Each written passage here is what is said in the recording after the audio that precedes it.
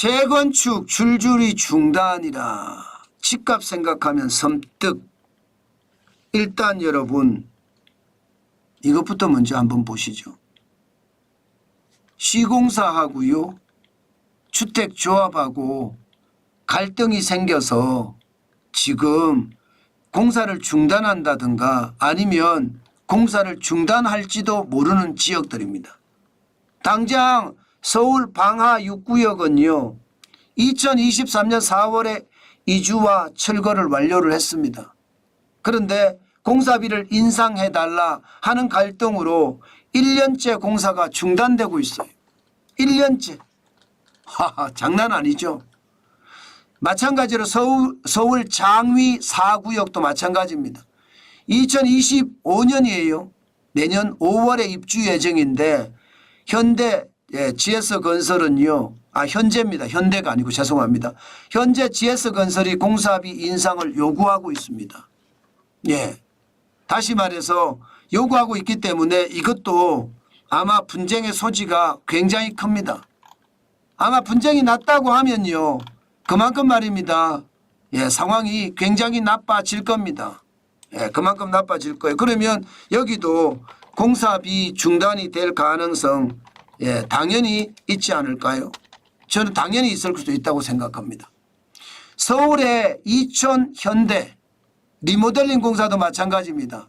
2022년 8월에 착공에 들어갔거든요. 현재 공사비 정액을 놓고 갈등 중입니다. 시공사는 공사 중지를 예고하고 있습니다. 이렇게 되면 여러분 결국 말입니다. 주택 공급이 원활하게 일어나지 않는다는 이야기잖아요. 그래서 제가 집값 생각하면 섬뜩이라고 이야기한 겁니다. 그만큼 공사비가 워낙 많이 올라가서 지금 공사를 중단할 정도로 어렵게 됐다는 이야기죠. 공사비 얼마나 올라갔는지 한번 보실래요? 이게 여러분 2020년 대비예요. 2023년 27.9% 공사비 올라갔습니다. 그런데 2024년 7월을 보세요. 지금 129.96이거든요. 그러면 30% 가까이 올라간 거 30%. 3년 만에 30%까지 올라갔습니다. 공사비가.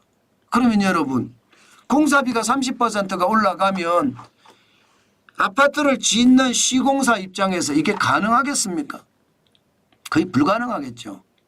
30%가 올라가면 당연히 말입니다. 너무 많이 올랐기 때문에 조합 측하고 나 공사비 올려주지 않으면 우리 어차피 이렇게 가면 회사 망할지도 몰라. 건설회사가 망할지도 모르거든요. 뭐 1조 2조 적자나 망하는 거죠. 그래서 배째라요. 더 주면 하겠다 이런 생각이죠. 지금 그런 게 심각해지는 거예요. 저는 이런 모든 것 말입니다. 결국 말입니다. 공사비가 왜 올랐느냐. 왜 올랐느냐. 공사비가 오른 건 대표적으로 여러분 이거예요. 건설업 일당으로 한번 보세요. 일당. 2019년부터 4년 6개월 사이에 32.8% 올랐습니다. 32.8%. 2019년에는 일반 공사 직종 8시간 근무 기준으로요. 20만 3,891원입니다. 6월 기준으로 보면 올해 6월이에요. 27만 789원이에요. 엄청나게 올랐죠. 6만 6,898원이 올랐습니다. 건설업 일당 자체가 장난 아니게 오른 거예요. 와, 뭐 이렇게까지 오르나 싶을 정도로 말입니다. 그렇죠? 하루에 8시간 기준이. 근데 8시간이 아니에요. 8시간보다 더 늘어나요. 그러면 1공수라는 게 8시간이거든요. 8시간. 그런데 1.5공수나 2공수 밤 10시에 퇴근하면 일당은 더 올라갑니다. 일당은 더 올라가요. 그러면 한때 말입니다. 하루에 30만 원을 벌어서 한 달에 최대 650만 원을 버는 그런 일들도 있다고 합니다. 그러면 여러분 결국 말입니다. 일당이 왜 이렇게 올라갔느냐잖아요. 왜 또 건설업의 공사비가 이렇게 폭등했느냐잖아요. 기본적으로 여러분 8시간 일하고요. 주 52시간제를 지킨다고 생각을 해보세요. 그럼 인건비는 얼마나 더 올라갈까요? 저는 여러분 윤석열 정부가 사실 진짜 바보라고 생각을 해요. 경제는 부동산에서 이게 피어나서 내수가 더 좋아지는 게 일반적이거든요. 지금 여러분 알다시피 공사비가 이렇게 올라가면요. 결국 한국인 노동자들, 건설 노동자들 안 씁니다. 중국 사람 갖다 쓴다니까요. 중국 사람들이 우리나라에서 떼돈 벌어가는 거예요. 떼돈. 건설 일용직에는 가보시면 중국인들이 태반이잖아요. 이미요. 그들이 하루에 받는 게 여러분 27만 789원을 받는다고 쳐보세요. 여러분. 그들 나라에서 버는 돈하고 비교가 됩니까? 비교도 안 되잖아요. 결국 주 52시간제나 지금 최저임금이 워낙 많이 올라서 지금 건설업계는 뭐 무너지기 일보 직전이죠. 제가 제도 개선해야 된다고 그렇게 말씀을 드렸어요. 지금 이대로라면 저는 부동산이 계속해서 어려워질 겁니다. 그러니 뭐 집값은 다시 잘못하면 올라갈 가능성이 있는 거죠. 정비사업이 제대로 일어나지 않으면 서울엔 정비사업이 대부분이에요. 재개발 사업보다. 정비사업이 제대로 되지 않으면 집값이 지금은 상승폭을 좀 축소를 했어요. 지난 8월 12일에 0.32% 5년 만에 최대의 상승폭을 기록을 하다가 지난주에는 0.10%로 상승폭을 줄였습니다. 그런데 공급이 그만큼 안 된다는 이야기, 여기에다가 금리까지 지금 내린다는 이야기잖아요. 금리 내렸잖아요. 벌써. 기준금리를 내렸습니다. 그럼 집값이 어떻게 될까요? 사실 이게 불안합니다. 1차 금리 인하기, 2차 금리 인하기, 3차 금리 인하기, 지금 4차 금리 인하기 이렇게 네 가지로 분류를 해보면요. 1차 금리 인하기에는 서울 집값이나 전국 집값이 떨어졌지만 2차 금리 인하기나 3차 금리 인하기는 많이 올라갔습니다. 서울 집값은 3.1% 2차에서 올라갔고요. 전국 집값은 6.8% 올라갔거든요. 3차 금리 인하기도 마찬가지거든요. 전국 집값은 2.3%, 서울 집값은 3.7%. 그리고 4차 금리 인하기는 어떻게 될까요? 지금은 대출을 조이고 있는 건 사실이에요. 그렇지만 집값이 올라갈 가능성도 굉장히 많죠.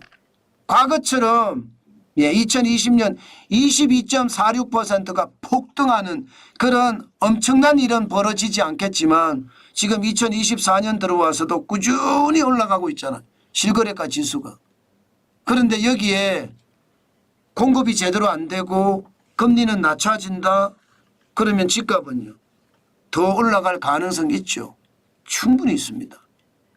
물론 정부가 대출을 조이고 또 그만큼 공급을 어떻게 하든 늘리려고 노력하는 것, 이게 어떤 집값을 좌우하기도 할 겁니다. 그러나 현재까지 나온 지표로만 본다면 사실 상황은 좋지 않아요. 집값이 올라갈 확률이 더 많아진다 이렇게 생각이 들죠. 그렇지만 서울에도 보면 매물들이 굉장히 빨리 늘고 있습니다. 이것은 빨리 팔자는 그런 심리가 강해지기 때문에 또 떨어질 요소도 있는 거예요. 일단 두고 보시자고요. 계속 시장이 어떻게 움직이는지 철저하게 지켜보면서 시장에 대응을 해가는 것, 지금은 꼭 필요할 때가 아닐까. 저는 오늘도 그런 생각해 봅니다. 집값이라는 것은 언제 어느 때 어떻게 변할지 모르는데 지금 전체 분위기는 그렇잖아요. 그죠? 전체 분위기는 금리 인하기에는 집값이 올라갔다. 물론 안 올라갔을 때도 있습니다. 글로벌 금융위기 때는 안 올라갔어요. 그렇지만 두 번에 지금까지 우리나라의 금리 인하기 하면 근래에 2008년하고요. 2012년하고 2019년하고 2024년 이렇게 네 번이거든요. 그래서 앞으로 금리가 어떻게 올라갈지 예의주시하면서 또 집값이 어떻게 변동될지 함께 고민하고 최적의 방안을 찾아보는 것, 정환진 TV와 함께 했으면 좋겠습니다. 앞으로 더 지독하게 제가 시장을 보고 시장의 이야기를 말씀드리겠습니다.